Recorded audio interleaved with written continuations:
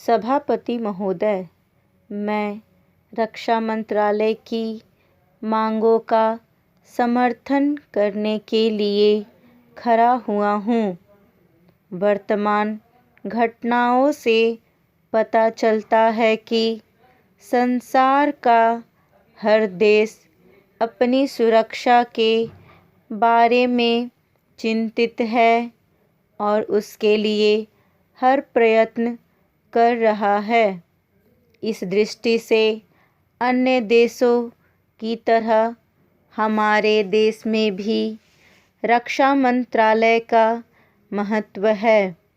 मुझे इस बात की खुशी है कि जहां अन्य मंत्रालयों की उनके पिछले साल के कामों के बारे में काफ़ी आलोचना हुई है, वहाँ इस मंत्रालय की कम आलोचना हुई है।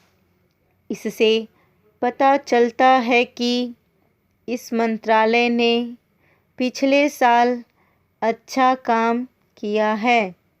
मोटे तौर पर किसी भी देश की सुरक्षा नीति का लक्ष्य यह होता है कि दूसरे देशों, खास तौर से पड़ोसी देशों के साथ मित्रता के संबंध स्थापित हो और हम एक दूसरे के मामलों में हस्तक्षेप न करें। लेकिन उसके साथ यह भी ज़रूरी होता है कि हम अपने देश की सीमाओं और अखंडता की रक्षा करें। इसलिए हमारे देश का यह कर्तव्य हो जाता है कि हम अपने पड़ोसियों के कार्यों पर पूरी नज़र रखें, क्योंकि आज तक हमारे देश पर जो संकट आए वे हमारे पड़ोसियों से आए हैं। 1965 में पाकिस्तान के साथ जो लड़ाई हुई और उसके बाद ताशकंद में जो समझौता हुआ, वह सिर्फ कागज़ पर ही रहा। पाकिस्तान ने उस पर कोई अमल नहीं किया।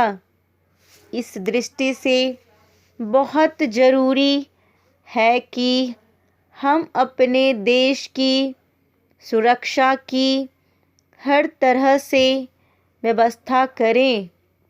हमारा उद्देश्य दूसरों पर आक्रमण करना नहीं है, लेकिन यदि हम पर कोई आक्रमण करे तो हम में इतनी शक्ति अवश्य होनी चाहिए कि हम उसका डटकर सामना कर सकें। आप जानते हैं कि पिछले दिनों पाकिस्तान को अमेरिका और चीन से काफ़ी मदद मिली है। रक्षा मंत्रालय की रिपोर्ट में भी कहा गया है कि पिछले साल अमेरिका ने पाकिस्तान को 1500 करोड़ रुपए की फौजी सहायता दी है। आज जहां हम फौजी सामान के लिए अपने कारखानों की मदद से अपनी शक्ति बढ़ाने का प्रयत्न कर रहे हैं, वहाँ पाकिस्तान संसार के देशों से फौजी सामान खरीद रहा है। अपनी नीति के कारण वह सब देशों से लाभ उठा रहा है। मेरा सुझाव है कि हमको भी अपनी शक्ति बढ़ाने के लिए संसार के अन्य देशों से अधिक फौजी सामान खरीदना चाहिए।